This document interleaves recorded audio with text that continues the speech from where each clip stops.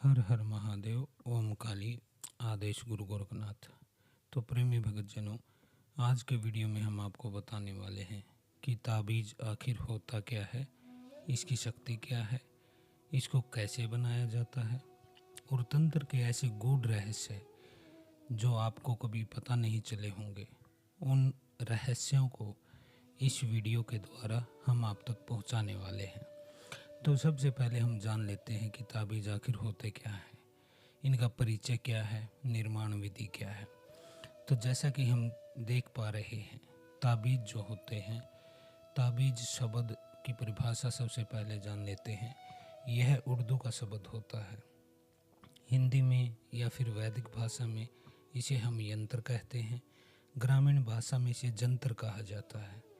फारसी भाषा में इसे नक्श कहा जाता है और अंग्रेजी में इसका नाम है एमुलेट।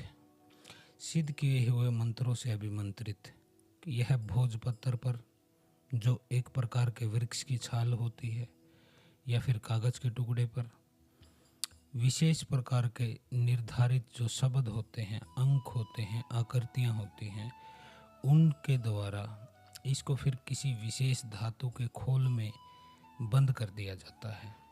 इसको हम ताबीज कह सकते हैं, यंत्र कह सकते हैं। तो अब हमने परिचय जान लिया कि ताबीज आखिर होता क्या है। ताबीज विशेष प्रकार से सोने के हो सकते हैं, चांदी के हो सकते हैं, तांबा के हो सकते हैं। इस प्रकार के धातुओं के जो है बॉक्स बनाए जाते हैं, छोटे छोटे खोल बनाए जाते हैं, जिनके अंदर खुदवाया भी जाता है। कई जगह हमने देखा है, आपने भी देखा होगा कि एक धातु की प्लेट सी होती है छोटी सी, उसी पर नाम को खुदवा दिया जाता है, या फिर कोई तस्वीर खुदवा दी जाती है, या फिर कुछ आंकड़े और तिरछी आड़ी रेखाएं खिंचवाकर इसको खुदवाकर तैयार किया जाता है। इसमें दोस्तों अमोघ शक्ति होती है। इसकी शक्ति बहुत विशाल है। यदि सही रूप से कोई ताबीज बनाता है तो उसकी शक्ति विशाल है। विधि के अनुसार, नियमों के अनुसार यदि उसे तैयार किया जाता है तो उसकी शक्ति बहुत होती है। आज के इस युग में जब बहुत तेज गति से यांत्रिक विकास हो रहा है और इनको जो यंत्र हैं, ये जिनको ताबीज कहते हैं हम, ये तो देव और असुर का जब युद्ध हुआ था, देवताओं का और दैत्यों का जब युद्ध हुआ था, तभी से यह प्रयोग में आ रहे हैं।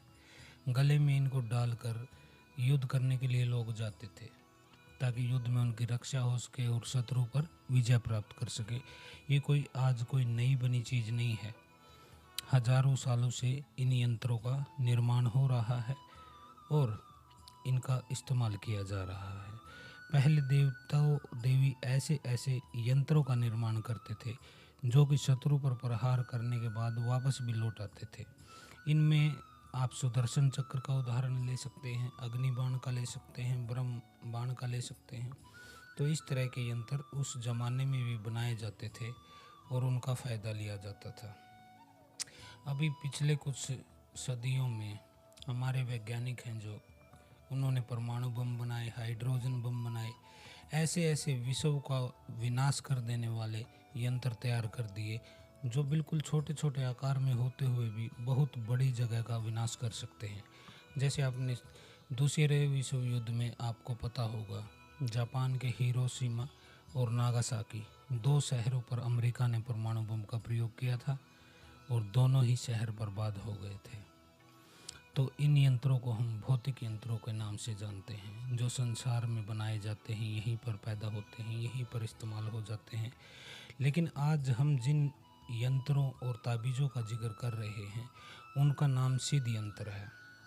सिद्ध यंत्र कहे, सिद्ध यंत्र कहे, जो आड़ी तिरछी रेखाएं खींचने से, बिंदुओं से, अंकों से, चतुर्भुज आदि से सुसज्जित होकर संचालित होते हैं। भौतिक यंत्र आपको दिखाई पड़ता है और इससे हमारा भौतिक जीवन प्रभावित होता है। लेकिन सिद्ध यंत्र यदि मनुष्य के जीवन में आ जाए तो वह उसके जीवन को ही बदलने की शक्ति रखता है। इन यंत्रों में इतनी शक्ति छुपी होती है जिसे प्राप्त करने के बाद मानव किसी भी असंभव कार्य को संभव में कर सकता है। कितना भी मुश्किल कार्य हो, यदि सही प्रक्रिया का इस्तेमाल किया जाए, सही चीज़ों का इस्तेमाल किया जाए, तो इसमें सफलता हासिल की जा सकती है। अब हम जानते हैं ताबीज़ प्रकार कितने कामों में काम आता है। तो यह षष्ठ कर्म में सभी कर्मों में काम आता है। कुछ लोग वशीकरण के ताबीज़ बनवाते हैं ताकि वह किसी को वश में कर लें, प्रेम कर ले, उनका विवाह हो जाए, ऐसे वशीकरण मंत्र होते हैं। फिर उच्चाटन यंत्र होते हैं जिससे किसी को स्थान खाली करवाया जा सके, किसी के दिल से किसी की जगह को हटाया जा सके। ऐसे यंत्र किसी के घर में दबाए जाते हैं, दीवार में गाड़ दिए जाते हैं। तो ये होते हैं दूसरे प्रकार के। इसके बाद विद्वेषण यंत्र होते हैं।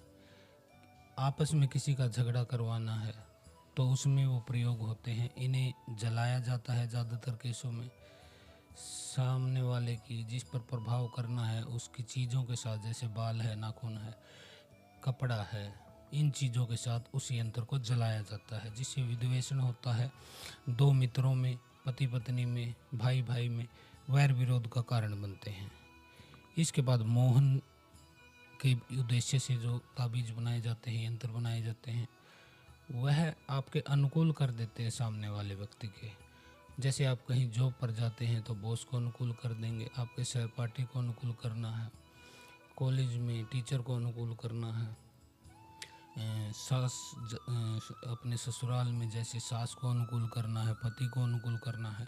तो मोहन के ताबीज़ जो होते हैं वो इन चीज़ों में काम आते हैं। इसके बाद मारण के ताबीज़ आते हैं। इसका प्रयोग ज़्यादातर मृत्यु के लिए किया जाता है, जो कि एक गलत विषय है। इसके विषय में हम ज़्यादा आगे आपको नहीं बढ़ के बता सकते हैं, क्योंकि हम नहीं चाहते कि किसी का अहित हो। तो ये ताबीज़ या यंत्र, इनमें इतनी विस्फोटक ऊर्जा जो ये अपने गर्भ में छुपाए होते हैं, आखिर इनका रहस्य क्या है, इसके बारे में अब मैं आपको बताने वाला हूँ। ताबीज़ों का रहस्य समझने के लिए सबसे पहले हमें मंत्र जगत में जाना पड़ेगा। गहराई से आपको मंत्र जगत को समझना पड़ेगा, तभी हम इसकी गुत्थी सुलझा सकते हैं कि ताबीज़ क्या होते हैं। तो बेटा, ये जो पूरा संसार है, जो ये विश्व है, ये सृष्टि है, यह परमात्मा का स्वरूप है, यानी कि साक्षात परमात्मा ही है। ये जो आप देख रहे हैं, उसी प्रकार शब्द मात्र जो होता है भगवानम है। भगवान ही शब्द के रूप में प्रकट होते हैं। जगत का मूल कारण भी शब्द है, क्योंकि जो आध्यात्मिक लोग हैं, जिन्होंने कुछ ज्ञान पाया है, जिन्होंने जाना है, वो भारतवर्ष में हजारों सालों से ही कहते आ रहे हैं कि जो जगत का मूल कारण है वह एक शब्द से जगत का निर्माण हुआ है। अब इसमें मतभेद हो सकते हैं। कुछ लोग कहते हैं कि ओम की ध्वनि से, ओमकार की ध्वनि से यह सृष्टि की उत्पत्ति हुई। कुछ और भी कह सकते हैं। लेकिन आज के वैज्ञानिक जो हैं वह भी मानते हैं, पहले वह मानते थे कि एक ऊर्जा से सृष्टि की रचना हुई है। एक ऊर्जा है जो हर जगह फैलती है। इंसान में भी ऊर्जा है, पेड़ पौधे में भी, पत्थर में भी, हर जगह ऊर्जा है। यानी कि अणु परमाणु वाला खेल, उससे निर्माण हुआ है। लेकिन अब वैज्ञानिक भी मानने लगे हैं कि एक ध्वनि से ऊर्जा उत्पन्न होती है। स्टार्टिंग में एक ध्वनि होती है जिससे ऊर्जा के द्वारा यह निर्माण हुआ है। तो इसी तरह प्रत्येक शब्द जो होता है एक कंपन को उत्पन्न करता है। मान लीजिए आप कहें तो ऐसे कंपन होगी, ई, ऊ, ओ, अंग, अह। हर शब्द का एक अलग कंपन होता है और प्रत्येक कंपन एक रूप को व्यक्त करता है। मान लीजिए आप ओम की ध्वनि ग्रामोफोन पर यदि ओम की ध्वनि आप लगाएंगे तो उससे श्री चक्र की आकृति बनेगी। यह हमने खुद भी देखा है और अनेक लोगों से हमने सुना भी है, देखा भी है, जाना भी है। एक उदाहरण मैं दे देता हूँ। ग्रामोफोन के रिकॉर्ड पर कुछ रेखाओं पर सुई घूमती है जिससे शब्द उत्पन्न होते हैं। ये रेखाएं गाने वाले के शब्द के कंपन के रिकॉर्ड से बनती हैं। काफ़ी सालों पहले फ्रांस के एक वैज्ञानिक ने एक ऐसा यंत्र बनाया था कि जिसके सामने कोई गीत या स्तुति गाने से यंत्र के पर्दे पर एक आकृति उभर जाती थी।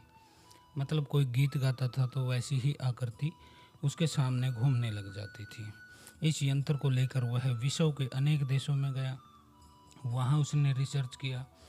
उस पर्दे पर रेत के कुछ कण डाल रखे होते थे, रेत के कण पड़े होते थे, और जैसे ही कोई ध्वनि आती थी वो रेत के कण उछलकर एक आकृति बना देते थे।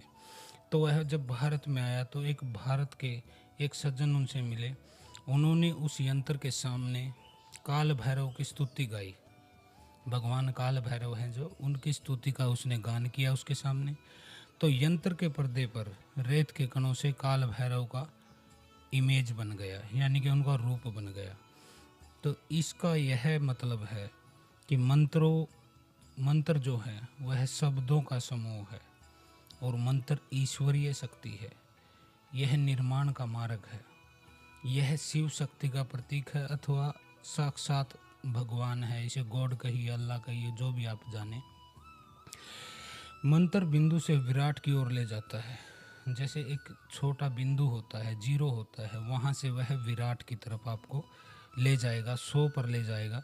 तो मंत्र के अंदर ऐसी शक्ति होती है। इससे हम आत्मा और परमात्मा का जो है साक्षात्कार कर सकते हैं, दोनों को अनुभव कर सकते हैं। शब्दों के समूह, मंत्रों को अपनी ही भाषा होती है, इनकी अपनी भाषा होती है, अपना स्वर होता है, अपना सुर होता है, अपना ही ताल होता है। जो मनुष्य इस महान सुर ताल को समझ लेता है बेटा, वो उसका कल्याण हो जाता है। वह अपने परमेश्वर के उतना ही समीप हो जाता है जिसे उसे इस ध्वनि का, इस मंत्र का, इस यंत्र का ज्ञान हो जाता है। इसीलिए तो लोग आपको बोलते हैं, गुरु बोलते हैं कि जाप किया करो, जाप किया करो, क्योंकि हर मंत्र का अलग बल होता है, अलग लय होती है, अलग ताल होता है, अलग सुर होता है। जिस तरह की उससे ध्वनि निकलती है उसी तरह की आकृति बनती है, उसी तरह का आपका स्वभाव हो जाता है, और जीवन में आपके उसी तरह से परिवर्तन आता है। जब मंत्र को बहुत ही ज़्यादा श्रद्धा से सुर व ताल में लयबद्ध होकर बोला जाता है, जैसे हम बोलते हैं ओम ऐं क्लीं सौः त्रिपुर सुंदरी नमो नमः, ओम ऐं क्लीं सौः त्रिपुर सुंदरी नमो नमः। जैसे कि मैंने ये मंत्र बोला माँ त्रिपुर सुंदरी का, इसमें क्या है, क्या चीज़ें मिलाई जाती हैं? इसमें श्रद्धा मिलाई जाती है, विश्वास मिलाया जाता है, आपका सुर मिलाया जाता है, ताल, लय, एक निश्चित लय होती है। और इसमें यदि आप बोल देते हैं तो इस मंत्र और यंत्र के देवता उस पर जल्दी प्रसन्न हो जाते हैं। प्रसन्न क्या हो जाते हैं? अपनी कृपा बरसाने लगते हैं, उसकी संपूर्ण कामनाओं की पूर्ति कर देते हैं। सृष्टि के सब पदार्थ कंपन से बनते बिगड़ते हैं, यह चीज़ भी समझ लेने लायक है। कोई भी वस्तु है पृथ्वी पर, वह कंपन से बनती है। और कंपन कहाँ से पैदा होती है? कंपन एक ऊर्जा से पैदा होती है। और ऊर्जा कैसे बनती है? ऊर्जा उस ध्वनि के द्वारा उत्पन्न होती है। इसको सुनने का अभ्यास किया कीजिए अपने कानों से, अपने दोनों कानों को बंद करके। आजकल तो 10 रुपए की वो आती हैं कानों में लगा के, एयर प्लग बोला जाता है, ईयर प्लग, वो लगाइए कानों में। दोनों कानों की आवाज़ को बंद करके, आंखें बंद करके फिर सुनिए आपको कौन सी ध्वनि सुनाई देती है। उस ध्वनि को मैं नाद कहता हूँ। अनेक ऋषियों ने उसको अनहद नाद कहा, किसी ने ईश्वर का संगीत कहा, किसी ने प्रकृति की आवाज़ कहा। वह ध्वनि होती है, उसी से सब शब्द बनते हैं, उसी से कंपन होती है, उसी से तरंग बनती है, जिससे कि शक्ति को चलाया जाता है। तो आप दोनों कानों में ईयर प्लग लगाकर इसका अभ्यास कर सकते हैं। शुरू में आपको झिंगूर जैसी आवाज़ सुनाई देगी, एक सन्नाटे की आवाज़ सुनाई देगी, जैसा रात को सन्नाटा होता है। घंटी की आवाज़ सुनाई देती है, भैरी की आवाज़ सुनाई देती है। इस तरह से अलग अलग ओम की ध्वनि सुनाई देती है, शंख की ध्वनि सुनाई देती है, अनेक ध्वनियाँ इसमें सुनाई देती हैं। तो आप पहले अपनी अनहद नाद को सुनिए दोनों कान बंद करके। और जो ये पदार्थ कंपन से बनते बिगड़ते हैं, इसको विज्ञान भी मानता है। इसीलिए मंत्रों की शक्ति को समझना कठिन नहीं होना चाहिए आपके लिए। जिस तरह से गुरु गोरखनाथ और नवनाथों ने साबर मंत्र की रचना की, एक विशेष ध्वनि, एक विशेष शब्दों का लयबद्ध तरीके से बार बार उच्चारण करना, इसको हम बोलते हैं कि यह एक निश्चित शब्द होता है, निश्चित रचना होती है और निश्चित शब्द की शक्ति होती है, जिसे ऋषि मुनि योगी संत जानते हैं। इस विचारधारा को लेकर तांत्रिक ग्रंथों की रचना में ऋषि महर्षियों ने इसका पूरा निर्माण किया। इसको जो है समाज के कोने कोने तक पहुंचाया। अनेक नाथों के डेरे हैं जिन्होंने जगह जगह देश के कोने में घूमकर इनको बहुत नीचे तक पहुंचा दिया। आज छोटे से छोटा, गरीब से गरीब आदमी भी मंत्रों के बारे में, यंत्रों की शक्ति के बारे में जानता है। वह उन्हीं ऋषि मुनियों का प्रताप है जो हजारों सालों से इस गुप्त विद्या को सजोकर जन के कल्याण के लिए, मनुष्य के कल्याण के लिए इस्तेमाल कर रहे हैं। इन शक्तियों को प्राप्त करके जीव गलत कार्य करने लगे, क्योंकि बहुत ज़्यादा लोग ऐसे थे जो बहुत गलत कार्य भी करने लगे, लाभ उठाने लगे यंत्र और मंत्र का, दूसरों का अहित करने लगे, नुकसान करने लगे। इससे इनका प्रभाव भी लोगों के जीवन में घटता चला गया। तंत्र को गलत समझा जाने लगा, लोग डरने लगे तांत्रिक से और तंत्रों से, जिससे कि यह इतना समाज में आगे नहीं बढ़ पाया। क्योंकि सिद्ध योगी थे जिन्होंने इनकी रचना की थी, उन्होंने तो अच्छे कार्य के लिए की थी, लेकिन मनुष्य एक ऐसा गंदा प्राणी है जो कि भूत प्रेत से भी बड़ा शैतान है। उसने इनका गलत कार्य करना शुरू कर दिया। अब ऋषि गुप्त मुनियों को क्या था, उन्होंने फिर इन मंत्रों को गुप्त करने की विधि अपनाई। कीलन कर दिया कुछ विद्याओं को जो लिखित थी उनको गुरुमुख से अनिवार्य कर दिया कि पढ़कर नहीं आप जाप कर सकते हैं। इस तरह से उन्होंने इनको गुप्त कर दिया और इन मंत्रों को कागज़ पर, भोजपत्र पर, किसी चमड़े पर, किसी खाल पर, किसी कपड़े पर इस तरह से लिखकर ताबीज़ के अंदर डालकर गले में टांगना शुरू कर दिया, जिससे इनका नाम यंत्र और ताबीज़ कहलाया जाने लगा। होते यह पहले मंत्र ही थे। एक शब्द होता था जिसकी एक कंपन होती थी, एक ऊर्जा होती थी, जिससे कि चीज़ों को टारगेटेड पूरा किया जा सकता है। इसमें जैसे जुआ खेलने का मंत्र हो, ताबीज़ होता है, गले में लटका के लोग जुआ खेलते हैं उसको। नौकरी पर जाते समय, इंटरव्यू पर जाते समय ताबीज़ डाल कर जाते हैं, जिससे उनको लाभ मिलता है। बच्चा है उसको नज़र लगती है तो उसके लिए ताबीज़ का इस्तेमाल होने लगा। तंत्र से बचने के लिए ताबीज़ों का इस्तेमाल होने लगा। तो इस तरह से जीवन के अनेक पहलुओं में इसका इस्तेमाल होने लगा। लेकिन यह काम तभी करता है जब इसको सही तरीके से बनाया जाता है। ऐसे नहीं कि उठाया और आपको पकड़ा दिया। हर ताबीज़ प्रत्येक व्यक्ति के लिए अलग हिसाब से बनाया जाता है। उसके नाम से, पिता के नाम से, गोत्र से, उसकी जन्म की तिथि से, कुंडली, ग्रह, नक्षत्र सब कुछ देखकर उनको निर्धारित मंत्रों से अभिमंत्रित करके उसको सिद्ध किया जाता है, जिसमें 11 से 21 दिन का समय लगता है। लेकिन कई लोग बोलते हैं कि गुरुजी ताबीज़ दिया था उसने, किसी भगत ने, और आराम नहीं मिला।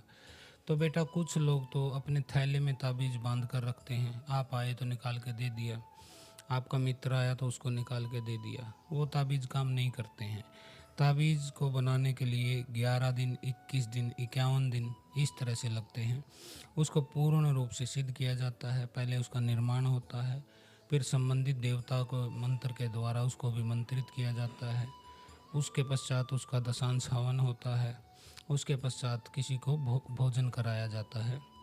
मतलब पूर्ण विधि के अनुसार यदि ताबीज़ बनाया जाता है, चाहे वह गर्भ रक्षा का ताबीज़ हो, किसी के संतान हो रही है, बार बार बच्चा गिर जाता है तो फिर उसके लिए ताबीज़ होता है। कोई बीमार पड़ा है, दवाइयाँ काम नहीं कर रही हैं, उसके लिए होता है। खेती में नुकसान होता है तो उसके लिए भी होता है। आपने देखा होगा कई लोग ताबीज़ को अपने दरवाजे पर टांग कर रखते हैं, कई लोग अपने तकिए के नीचे सोकर रखते हैं, कुछ लोग पैसे को पर्स में रखते हैं, तिजोरी में रखते हैं ताकि धन का लाभ मिले। इस तरह से अलग अलग चीज़ों में ताबीज़ काम आते हैं। ताबीज़ों के विषय में मैंने आपको बताया। ताबीज़ उर्दू का शब्द है, यह ईरान, इराक उधर से आया है, लेकिन भारत में इसका चलन इससे भी पहले था। इसको यंत्र के नाम से जाना जाता है, क्योंकि हिंदू धर्म और भारतीय संस्कृति, जिसमें बौद्ध, जैन, सिख ये संप्रदाय आते हैं, यहाँ पर 3 चीज़ों का महत्व है: मंत्र, तंत्र, यंत्र। मंत्र होते हैं जिससे आप जाप करते हैं, जैसे ओम रीम राम, ओम नमः शिवाय, ओम क्रीम कालकाय नमः, ओम एम क्लीम सो। ठीक है, ये हो गए मंत्र। फिर होते हैं तंत्र। तंत्र में वनस्पतियों का, चीज़ों का प्रयोग किया जाता है, जैसे नींबू का, मिठाई का, दीपक का, शराब का, मांस का। इस तरह की चीज़ों से तंत्र किए जाते हैं, जिसको रख के आते हैं कहीं ना कहीं पे, उतारा दिया जाता है या फिर भोग दिया जाता है। तीसरे होते हैं यंत्र। यंत्र वो होते हैं जिसको बांधकर गले में डाला जाता है। इसको धागे में, कंडे के रूप में, कवच के रूप में, अनेक रूपों में आप जानते हैं। आजकल तो टीवी पर भी ताबीज़ों के और इनके गंडे ताबीज़ और ये बोलते हैं यंत्र, श्री यंत्र हो गया, घर में कलेश निवारण यंत्र, ये टीवी पर ऐड लगाकर भी भेजे जाते हैं, लेकिन वो सिद्ध थोड़ा ना होते हैं। अब एक दिन में इतने लाखों थोड़ा ना कोई बनाएगा जितनी सेल होती है उनकी, तो ये फोटोकॉपी होती है खाली। जो पक्का तावीज़ बनाया जाता है वो कम से कम 21 दिन में आपको मिलता है, और तब वह आपके ऊपर पूर्ण असर करता है। ऐसे ही कोई झोले से निकाल के आपको दे देगा और आप बांध लोगे तो आपको कोई राहत नहीं मिलने वाली है। तो आज की वीडियो में पूरा हमने तावीज़ के विषय में आपको बता दिया है। ये कैसे बनाए जाते हैं, क्यों बनाए जाते हैं, इनकी शक्ति क्या होती है, इनके पीछे लॉजिक क्या होता है, क्या गणित होता है इसका। तो ये ताबीज़ों के विषय में आजकल तो बड़े बड़े जो योद्धा बैठे हैं अध्यात्म के जगत में, वो भी ताबीज़, धागे, मालाएं बेच रहे हैं। तो मैं नहीं मानता कि ऐसा करना चाहिए। विशेष परिस्थितियों में कोई ताबीज़ या कोई ऐसी चीज़ बना कि जिसमें ज़रूरी ही हो जाए, जिसके बिना काम ही न चले। नहीं तो हमारी जो विचारधारा है उसके अनुसार मनुष्य को पूर्ण रूप से मुक्त होना चाहिए। उसके शरीर पर न धागा, न कोई कंडा, न कोई ताबीज़, न कोई अंगूठी, न कोई माला, उसको पूर्ण रूप से आज़ाद रहना चाहिए। लेकिन विशेष परिस्थितियों में यदि वह जप नहीं कर पाता है, तंत्र नहीं कर पाता है, तो फिर उसके गले में लटकाना अनिवार्य हो जाता है, क्योंकि वह कुछ कर नहीं पा रहा है तो कुछ ना कुछ तो करना पड़ेगा।